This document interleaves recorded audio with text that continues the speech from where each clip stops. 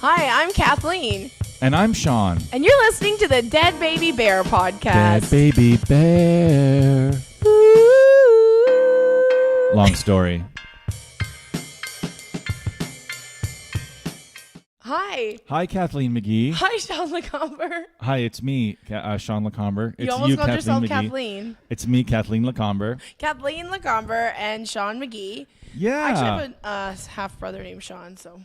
Is it spelled S-E-A-N? Yeah, I think so, yeah. Sean's are pretty annoying like that where they care about the spelling, right? Yeah, like Gramiak is an S-H-A-W-N. Which is dumb. That's a Ukrainian fake version of a Sean. He's not even a real Sean. What about the S-H-A-U-N? That's weird. But then you get into Deshaun's. Deshaun? Ever since black people got into the Sean game, it's really crept into several different thousand types of spelling. You can be. My favorite is Jermichael. That's my favorite black person Jermichael? name. Yeah, there's a couple Jermichaels in the NFL. I love Jermichael. There's a lot of McGee's. There's some Jershawns too. Jershawns? Yeah. Are there There's any? some Deshawns and some Jershawns. Are there any like versions of Kathleen? I don't think so. I feel really left out. Well, Kathleen is a very That's Irish a white bitch name. That's a white bitch That's name. what black people call a white bitch name. Kathleen. Kathleen the white bitch. The white devil. No, I'm not a devil. I'm a sweet little angel. So you worked with Ari Shaffir this weekend. I did. It was very fun. He's a very fun person Yeah. to work with. He's cool. He's very nice to everyone. That's the cool thing is like watching him just be nice to all his fans and all the staff and me, and he's just like a good dude. Like when you watch the way he is around people, you're like, I wish I could be like that. Like he's just relaxed and calm. Like puts on a great show, is very funny, but then off stage isn't like, look at me. No, you know, he's not he's just himself. He's a very cool guy. I remember he came to do like an open mic, some show like I was Empress or running. something? Not Empress. Like what was that bad one? Which one? Which one? Which bad one did you run, Sean? I didn't run it. It wasn't a long running thing. Blue Chicago? No, White Chicago. White Chicago. Too many. That was not very diverse. But what was the one on White Ave that was upstairs? In Filthy's? Yeah, Filthy's. Oh yeah, he did Yeah. So I got so drunk on that show. So he came to do Filthy's. He was like, "Yeah, sure, yeah." You know, and I'm like, "Okay, it pays $100." Like, you know, I don't. I mean, obviously that's not enough. But we'll give you $100. And then he came and did the show and tried really hard. Like he didn't go up there and just jerk off. Like he went up there and did his set. Like worked hard for it. And then afterwards, I was like, "Here's the $100," and he's like, "Oh no, just like give it to the comedians, whatever." Like. So he went way out of his way. He didn't have to do any of that. I wonder if it's because he came up in the Comedy Store and like witnessed other successful comedians treating comics well. Because he came up like he was a door guy. Like he came up through the Comedy Store. And so he like he'll often when he moves places he'll be like, come and get free clothes to comics. Like come and get my clothes, you can have them. And just kind of like, I think if you see that all the time, then you'll behave like that.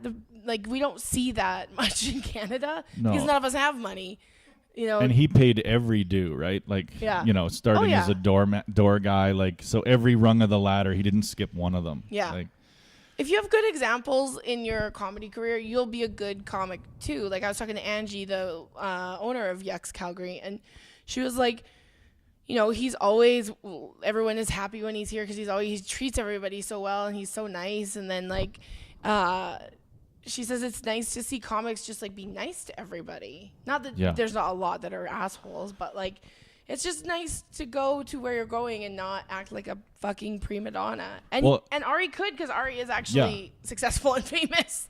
Yeah, because I think sometimes as comedians we dismiss the idea of them being nice because we're like, yeah, well, I'd be fucking nice too if I had 1.3 million in a checking account.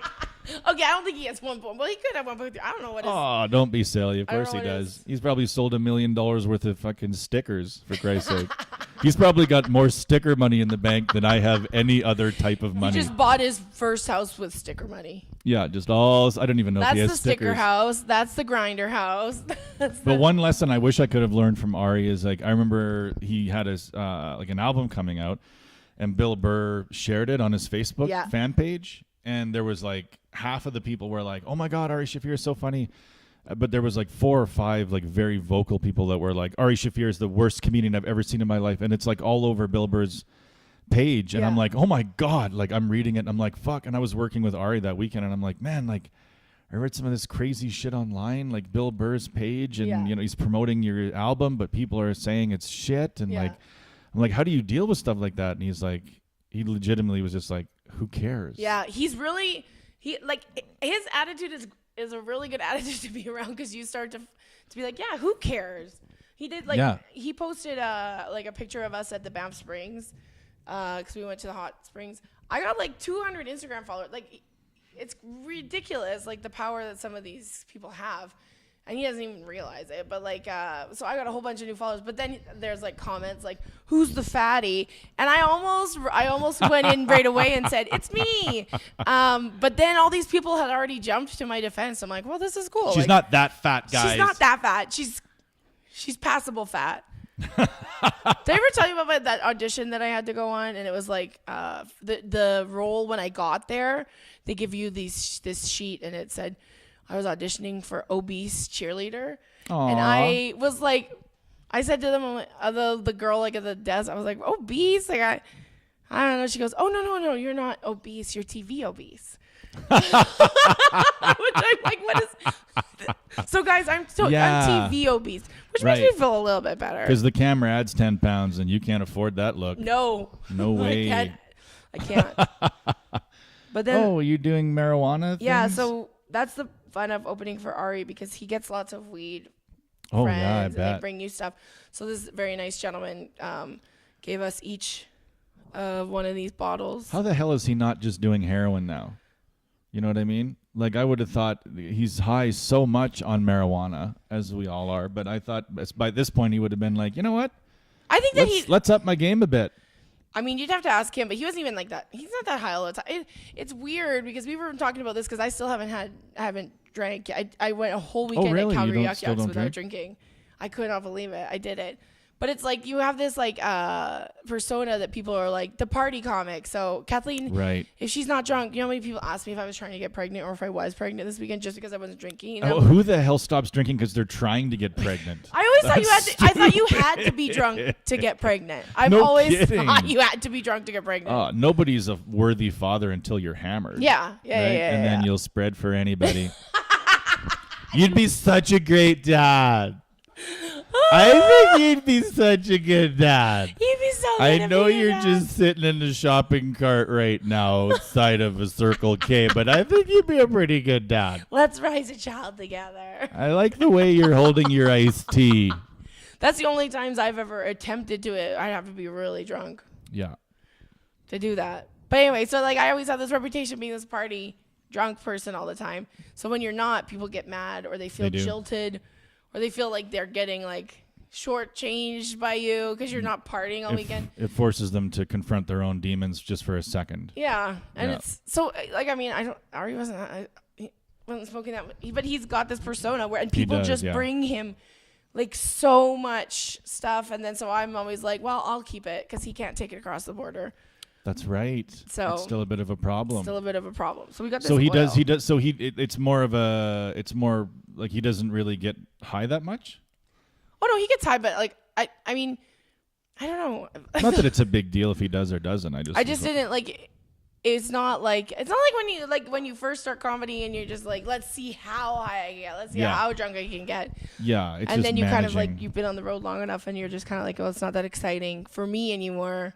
Yeah. It's more exciting for fans to think that you're. I don't know. It's a weird. That's true, and also like it's a different thing having a fan base, right? Because like he actually has fans. Yeah. So he has to live up to some kind of. He added a 6th show on Thursday night. They said let's do it because all the other shows were sold out, and on Sunday at 4:20 there was like 150 people at Yuck Yucks, which they don't even do Sunday shows. I was like, this is really cool that you fucking filled this place. He's like, yeah, he should like. And is it, what would you say his like fan base, is that from Joe Rogan Experience? Is that from his own podcast? I think it's from all of his own, like I think I'm sure it'd be great to have Joe Rogan kind of give you a little, but Ari's done so much on his own and he's a really great comic because he's always writing, he's always got new stuff. He did this whole, his whole set was about being Jewish and it was great and it was interesting and like, it wasn't just funny, but you actually learned some shit when you watch it and it was kind of cool to watch a comic be like that, and then it's inspiring to make you want to write a bit more about. Yeah, because he is a smart, insightful guy. Yeah. So he's fun. He is fun to watch. Yeah, but it's interesting because he could do, he doesn't have to do clubs anymore, really. No. Like, if you can sell that many tickets in Calgary, well, guess what? You could do a soft seat theater, one show, make the same money, and leave. And we were talking about that because a lot of his friends now just do theaters, and they don't have to do clubs. But, like, I know that there's some comics that just like doing clubs. Yeah. There's some comics that, it's part of who they, like, theaters are awesome and fun, and we've both done big theaters, but in a full, that Calgary Yuck Yucks, when it's full and it's good, it's great. Yeah, for comedians like Ari, it's probably people that they're like, well, I want to get better at comedy, right? So he wants to get better as a stand-up, so he wants the reps. Whereas some other people are like, fuck that, just give me the money. Yeah, just give me the money. I'll just go do the finished product. If I'm going to work on new shit, I'll do it at home. Yeah. Like, I'll go to wherever the fuck I live, Scottsdale, and work on some shit. Yeah. At the club there, but when I go on the road, just give me one show, give me 10,000, let me get out of here. And there's lots of comics, like even Russell Peters is like, he does club dates all the time.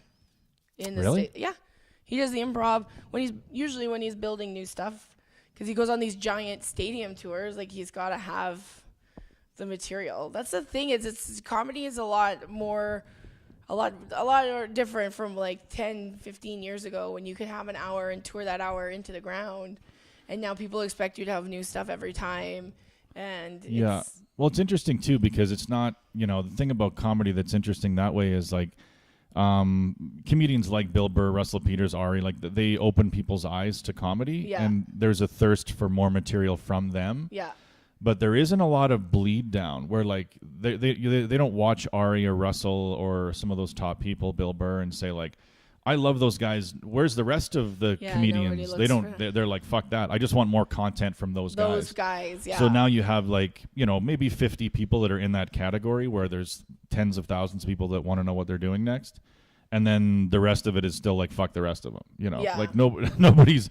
Like, that's why it's so important for you to find your own audience. Like, so many comics that are super successful have just found a crowd. Like, you look at someone like Kathy Griffin or Margaret Cho, she caters and is loved by the gay community, both of them. And that is a very loyal community. The same with like Russell Peters, all of his ethnic communities are very loyal to him. Yeah. Like, you have to find that group that's going to be. So I don't know who the fuck will be loyal to you. Who would be loyal to you? You know Hockey what? Hockey dads? No. You know what I'm thinking? Preteens in Sri Lanka. That's what I'm going for. That's who I've been writing for the last 6 years. That's his crowd. That's who 11-year-old boys who live in Sri Lanka. I just have to get my material to them. Get it to them. I told Ari, I'm like, there's a new premier named Jason Kenney, and everyone in Calgary loves him, but he's a dickhead.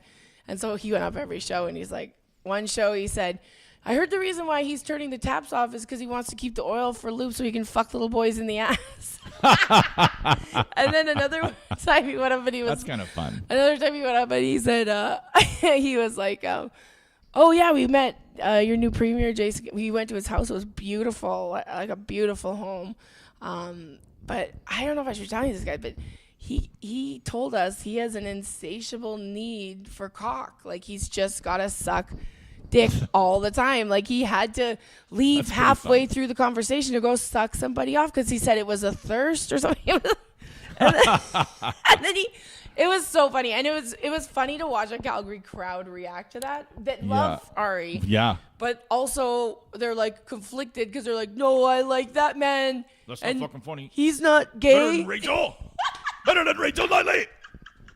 I enjoyed it. I was the only person laughing half the time at it, but well, it's and that's with him with like his crowd, right? Yeah. Like, imagine just like a fucking jumbled up non-Jew like me up there, like just rattling off Kenny shit. They'd be like, boo. No, they wouldn't. Fucking move on, douche.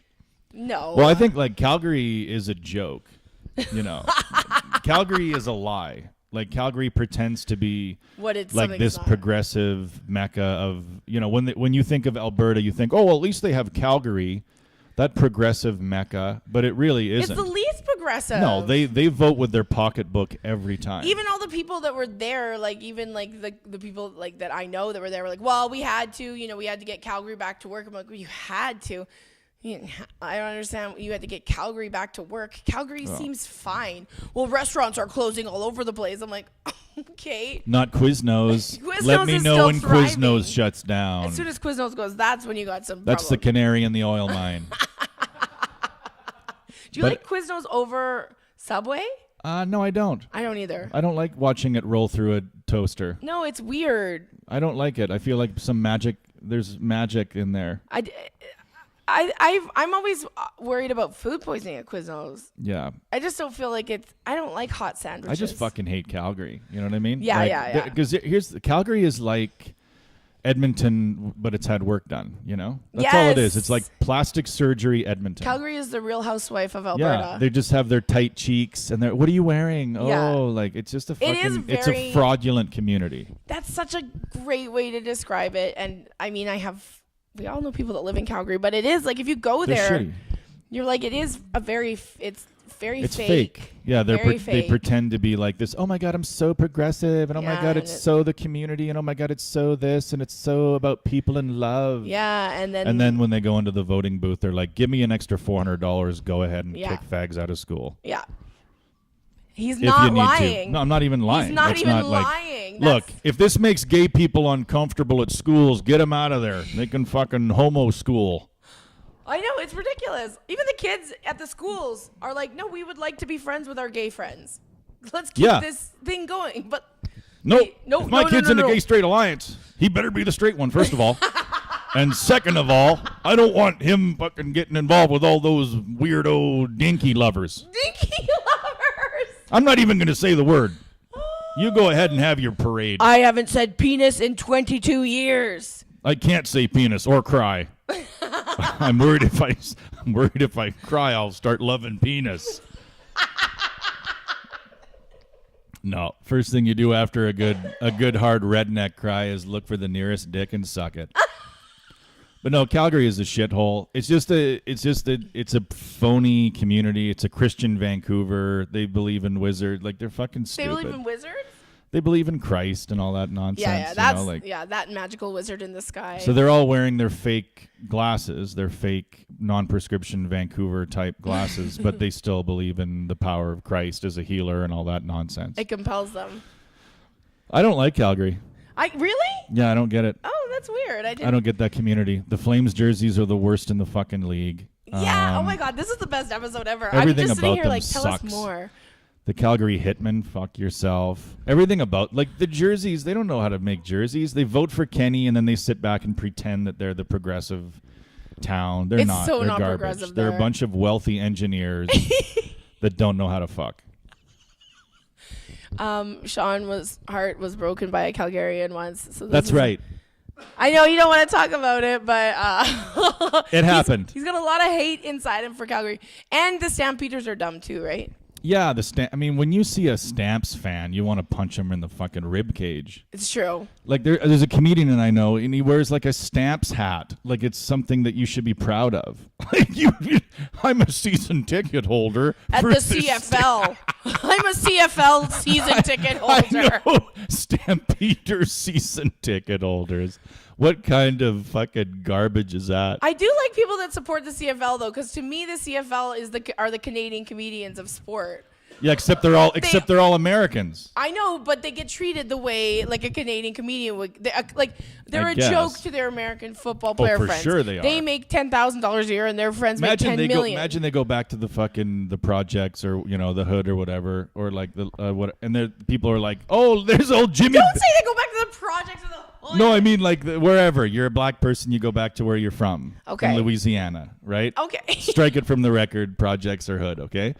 They go back to their black community where they came from, and they're like, "Oh, he's a big deal in the CFL." Like, and they just start calling him Jimmy Big Ball or something, Our balls are bigger. That was like the big like. I love the CFL always trying to be like, our field is bigger, our balls are bigger. We have fewer downs so we generate less excitement. But in the 2 downs we do have, those balls are huge. Easier to catch, easier to intercept. We got the whitest fans in the world, and they're all dying. They're all dying. No, that's why this comedian was so weird. It's like when you look at a Stampeders or like a Rough Riders game, everybody's dying, right? Yeah. Youth isn't following this fucking train wreck. Yeah. But then all of a sudden there's two comedians out there like with their long horns. Go Stamps! Who says go Stamps and means it? Give your fucking head a shake. If you're I'm nervous. Hope the Stamps get a first down. If you've ever been nervous watching the Calgary Stampeders play, fucking kill yourself. Am I wrong? No, you are 100% right, which is why it's so funny. Calgary's a terrible community. And they do take themselves very seriously. Yeah. They think they're Vancouver, right? They think they're better than Vancouver. Yeah, and if you start talking about politics, they're like, oh, you don't get it. Yeah. Like, yeah. That's literally the conversation I had with 1%. You don't understand why we had to vote. Why we had to vote this way. I'm like, I guess I don't. I don't know what to tell you. And we're struggling here. We're struggling. I'm like, how are you I just went to a restaurant in Calgary and everything was $28. How are you struggling? We just don't understand the definition of struggle. Like, we're struggling. Like, did you have to downgrade property? Yeah. Well, no. Yeah. Did you have to sell a car? Not yet. But maybe. So it's just like they have the same shit they always had, but they go to Costa Rica once. Less. Instead of going to Costa Rica once a year, they go to Costa Rica once every 18 months. Yeah. And they're like, well, that's a struggle. That is a Things struggle are tight around here. Yeah, I used to get a lot of shit because I would go down there and make fun of their floods. And I'd be like, guys, we got to do a fundraiser. For all the rich people that lost their Maseratis? Yeah, I was like, do you guys have any idea how many millionaires' basements are currently flooded? There are not enough immigrants left in Calgary because of Rachel Notley's policies. There are not enough Filipinos left in Calgary to dry out these millionaires' basements. Some of the wheel wells on these Porsches are completely ratched now, rusted out. And they'd be like, fuck you! You don't know the pain that we're in here in Calgary. And I'm like, shut the fuck up with your shitty veneers and your fucking oil-riddled. Like, when I go downtown Calgary, all I see is oil money. I don't see any real natural beauty. I don't see any real... Yeah. So it's just cash. It's just straight cash. They have a lot of art installations out there now. Yeah. Like, I'm buying that shit. Like that giant wire head. Oh, fuck. It's all fake oil garbage. Calgary, to me, is very Fort Mac-like. When you go to Fort Mac, they have a bunch of stuff. They throw money at things to make themselves look like a real community. Yeah. So they'll have like a fringe festival. The Fort McMurray Fringe Festival. Look at this organic piece of real estate. This just seems to have come together overnight. But really, it's like months of planning and thousands of dollars. Yeah. Like, they'll have a guy go there and just fucking juggle sticks. And you're like, but they're not allowed to busk. Like, you're like, well, he's got his guitar case out. Why can't I put loonies in it? And they're like, oh, we don't do that at the Fort Mac Fringe Festival because that guy gets paid $3,000 over the course of 3 days to fucking whittle sticks. How did we get a show in the Fort McMurray Fringe Festival? We had one time. You did? Yeah, you weren't invited. I know. I'm never. That was invited. pre-diversity, Kathleen. We could roll straight. We could roll with 9 straight. To the 4 white guys do stand-up Fringe show ever. Yeah, the Snowed Out Festival. The Snowed Out Festival. Like, we went. Like, we went to the fucking. Well, yeah. So we get to Fort Mac for this Fringe, and we're all being paid reasonably well or whatever. Like. And then we show up and they're like, where the fuck you guys been? And we're like, it says 7 p.m. on our sheet. And they're like, oh, fuck, no. What the fuck? Where'd you get that? We needed you at 6.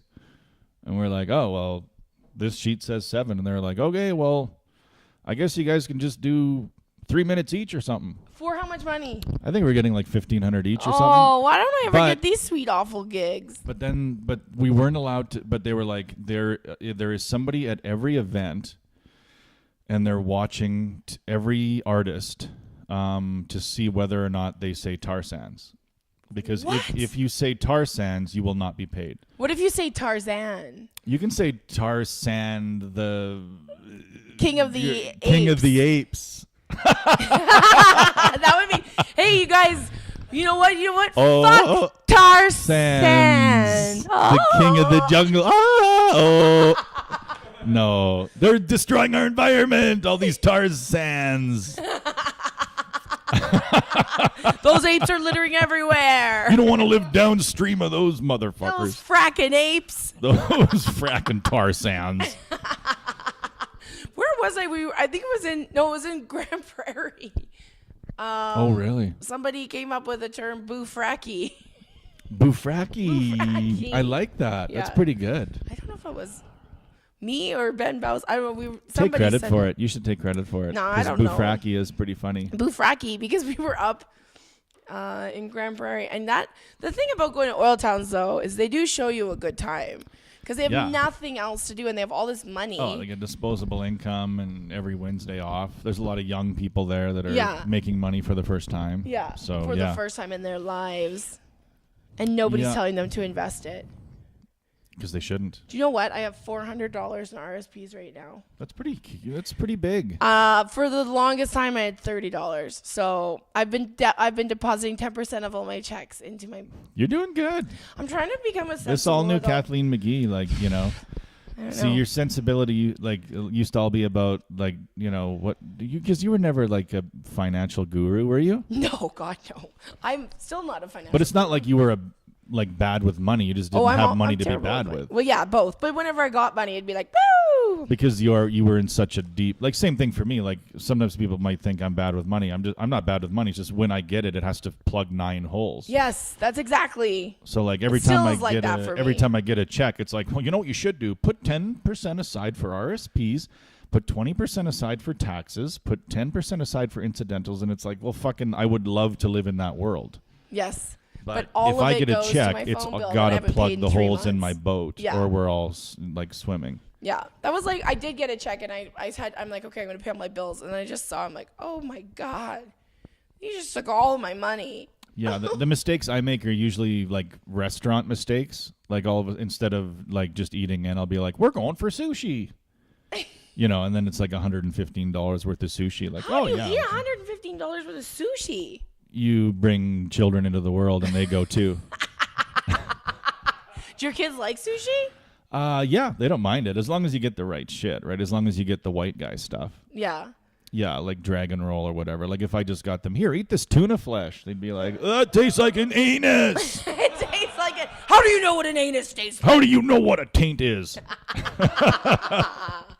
Have they said something yet where you're just like, where did you hear that from? Like, they say like weird, like actually my youngest son, his TikTok videos are funnier than any stand-up I've ever done. What is TikTok? It's like music.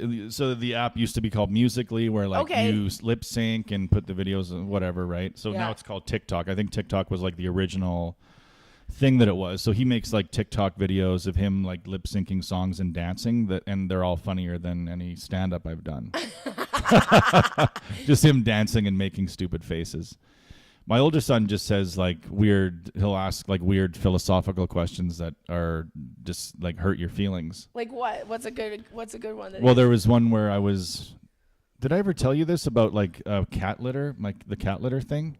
Oh, I think you did. Did we talk about this once on one of the podcasts that is probably going to be released with this one? Yeah, well, they'll come in a bundle and they'll all be the same stories. Like, they've told that story on every single They need a fucking episode. guest bad. We might get guests. No, like my kids are they say weird shit all the time.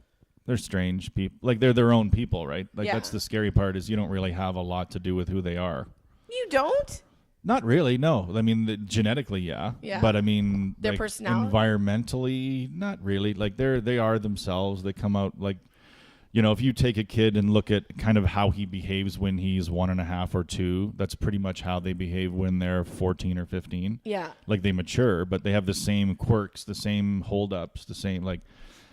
But yeah, because I was trying to explain to my son. Because like sometimes he'll be like, oh, well, we'll all meet up. Like, you know, because kids are social. Like when you're a kid, you're used to like, you go to elementary school, you go to junior high, you go to high school. Like you're forced into these social scenarios all the time with your friends and your enemies. Yeah.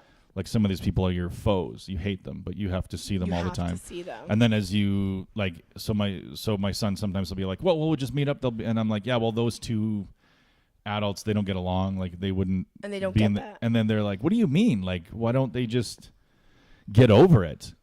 And I'm like, I was trying to explain to him, like, it's not that easy. I'm like, when you're a kid, you're forced into these social interactions all the time, over and over again, against your will. You have to do it. And then you have like this reaction when you get out of high school or university where you're like, I don't see my enemies anymore. Yeah. Like, I don't spend any time with all these mortal enemies. My life has just gotten way better. Yeah. And then the number of people that you're comfortable around dwindles slowly over time. So when you're in your 20s, you're comfortable being around like 50 people in the world. And then when you're 30, maybe it's down to 25, 40, it's down to 10. Yeah. And then I'm like, and then what happens is, your world starts to close in on you in terms of the number of people you'll spend time with. And then you are diagnosed with a disease. And then you start to make a bunch of friends with other people who've recently been diagnosed with the same disease. This is horrifying. And then you're really close to 50 more people. Your circle starts to grow again with all these people that are going through a similar trauma. And then you die of that disease and your window is closed. So I tried to explain to him that that's life. That's the friendship. That's the story you told your son. Yeah, I'm like this. Did your son stay up at night being like, I'm going to die of a disease. I'm going to die of a disease. Which disease am I going to die of? No, he's used to me being pretty fucked up. So it's no big whoop. But yeah, I guess that is kind of sad, isn't it? Life is really sad. Like really sad. The funny thing is, like, I'll say stuff like that, but I don't, I'm not down about it. Like, it's not even a downer. It's just like, it's funny and it's reality. Like, like, don't you find that, like, your world, like, you're not comfortable around the same number of people that you were when you were 18 or 17. No.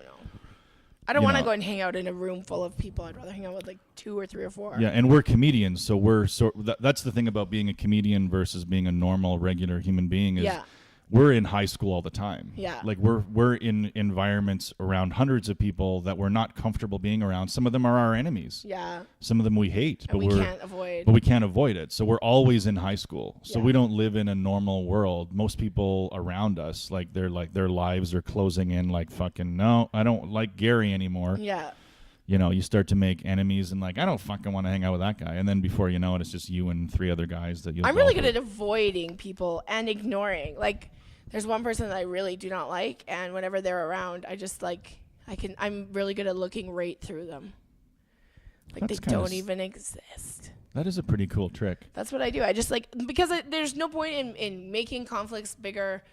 But like, if there's a reason why, I'm friendly to everybody until I have a reason to not be. Yeah. And then when I have that reason, then it's really hard for me to get over and change my attitude about that person. And then, so like, even if I heard somebody saying, well, they're asking why you don't like them, I'll be like, this is why I don't like them. They should know.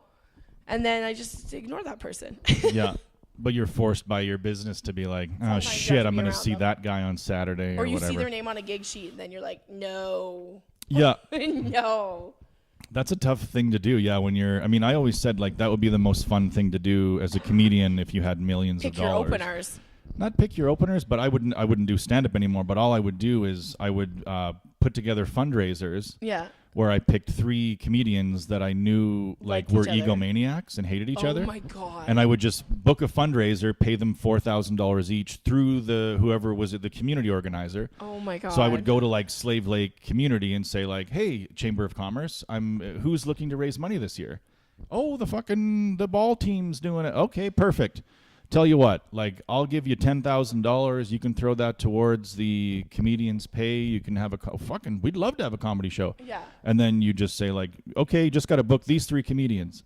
And then you could book like 3. And you can't tell them that they're booked together. No, and they wouldn't, or they could know, but they couldn't turn the money down. It's like you're playing God with shitty comedians. That's the beauty of it. Oh because, my God, I want to be rich. I want to be rich. Yeah, because I would say like 3,000, 3,000, 3,000, right? So you're going to make $3,000, and they have to pick who gets the extra dollar. And they get to pick who goes last, who goes first, how much time. Oh my God. So they have to go through this huge ego minefield. Oh my God. Where that's not fair to the person that's planning it, though. I've already given them $10,000. Okay, you don't care. Yeah, no. It's part of the joy of giving. Okay. And I know that these guys, the way their ego works is the second they hit that mic, they're like, hello, like they're into crowd pleaser mode, right? Yeah. So there's no way that they're going to go there. I know exactly who you would book right off the top just from the hello. So I've already done her a favor, right? I've already done I've covered her show. It's going to be a great show. Yeah. But my joy is going to be like just knowing that they had to go through that process. Okay, and then how do you I will never fucking do it? a show with those two clowns. Are you going to like set up security cameras so that you can watch it? Oh boy, you got to do. tough. You can't just pay for all this and not get to witness. I would have the to chaos. I would have to put a body cam on the event coordinator. Yeah. Right. So I would be like, okay, look, here's why I'm doing it. Whatever. Like, you know. Yeah. Make up some lie for her. Like, oh, it's just a fun thing. Comedians. We're doing a documentary. Yeah. So I need you to just wear this body cam and don't say anything about it. Yeah. Like, you know. And they would be great because like every time she went in the green room, they would be like having some fight about who headlines. Like, I haven't middled a show since 1987. I wouldn't even know how to do 20 minutes. Oh my God. Like, this is the most diabolical and awesome. Oh, it's amazing. Yeah. How long have you been thinking about doing this for? I don't know, but I think it's a great idea. I think it's an incredible idea. We have to win a lot of money and do this. Or we could start a GoFundMe just to do this once. Oh my God. Oh my God. But then we'd have all of these comics being like, I just got offered a gig for $4,000 in Slave Lake. I don't know if this is the Lacombe. And it's with two other people that I don't get along with. I'm a little skeptical. But I'm going to do it anyway. Because luckily, anybody that we would do that to would never listen to our podcast. That's true. Well, I mean, the thing is, some enemies do listen just because. Yeah, they want to hear how bad it is. Yeah. They can check that off the list. I mean, we're not bad. We're not terrible. We could be better. Yeah, we're not good at it. Oh, we're okay at it. I actually, you know what? Like, here's where real life gets involved. I actually have to leave now. You have to leave now? Yeah. Because it's only a 30K. Then let's do our scratchy ticket because Yeah, let's do it. We are going to win. I need a coin, though, not your fingers again. Because you're not your fingers. Well, your fingers, not your fingers again. How many times have you heard that? No. Oh, no. Oh, no, not the fingers again. What was that Kelly Taylor line? Like finger banging a girl? What did he call it? Feeding the horses? Feeding the horses? I don't even understand what that means. Like a carrot? It just sounds great. It just sounds great, doesn't it? I got my new Linda keychain. Oh, Linda. Yeah, because I got it in Toronto. I was with my friend, and we were drunk. And we found these keychains at 7-Eleven, and she was Kim, and I was Linda.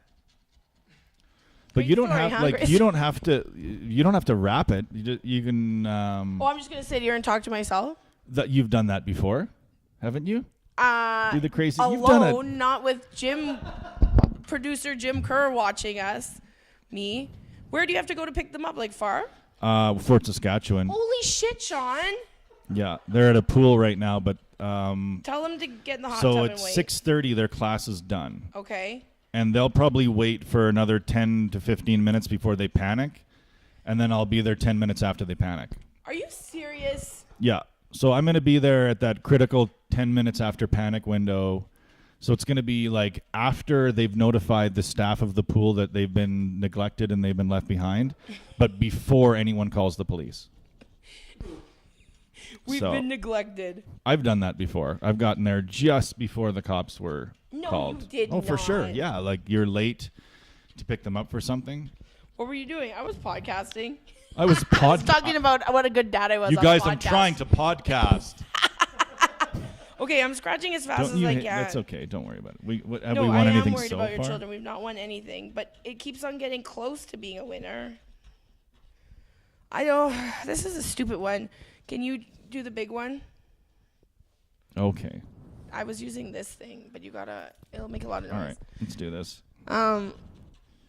If you're enjoying this podcast, 47. Please go and subscribe and give us a good 41. rating and tell all of your friends about us because we're brand new and we need your help. We're not going to win a fucking thing. We might. If we win $500,000, we're doing that show. Oh my God. Yeah. We're going to call it a festival too, and we're going to bring 12 of the most egomaniacal comedians. And festival, of course. Oh my God. How did I not think of this to take it to another level? Because then they're going to be so excited. I'm in a festival. I'm in a festival. I got a lanyard. And then we'll give and then we can manipulate the lineups. Yes. So we can give one of them 9 shows and one of them 2. Oh my God. I would love to be the puppet master of a comedy festival. This is going to be the funnest. I cannot wait for this to happen. Are we getting close to winning anything though? So far we have not. Garbage. How many have we done? Fucking 3? Anything. Because we missed one last week, too. So this will be the 3rd, and we have $0 to show for it. No, we got nothing. It's just it's garbage. This was a $10 ticket too. I went in to buy it at 7-Eleven, and I just brought my phone. It's lucky if a girl does it. I just brought my phone and to tap the thing, and then I thought, oh no, they're gonna ID me. And then the guy I'll be like, I'll have one of those. He goes, yep, no problem, old bitch. Old bitch. He didn't say that, but that's what it felt like. Yeah, that's what guys feel like. That is exactly what it felt like. 41.47. If people want to mail us a scratchy ticket, we'll split the winnings with you from your hometown. Send us your favorite scratchy ticket. Tell us your address. Yeah, you want my home address? It's fine. My building is as unsafe as it can be already. Like, I don't fucking care what kind of you've got problems there. stalker I get. I would love a stalker, actually. It makes you feel important. Don't you think? It's nice to know you're being followed, you know? It's nice to know you're being followed. Because all of a sudden you're a leader. Yeah. You know? I am a leader. It shows a lot of leadership skills to maintain a decent stalker. To make somebody want to follow you that bad. Yeah, and then they don't get bored. God damn it. We lost again? We lost again. I better get out of here, otherwise everything is going to go to hell. Okay, thank you, Sean. I hope that your children do not call the police. I was hope just you make joking it in about time. Calgary. No, we're going to call this episode Sean Lacomber's Love Letter to Calgary. Yeah. And we're going to tag Calgary in everything. New spirit of the West. News. Oh, no. Sorry, Calgary. Go Stamps. Next week, we'll do an extra 20. Yeah.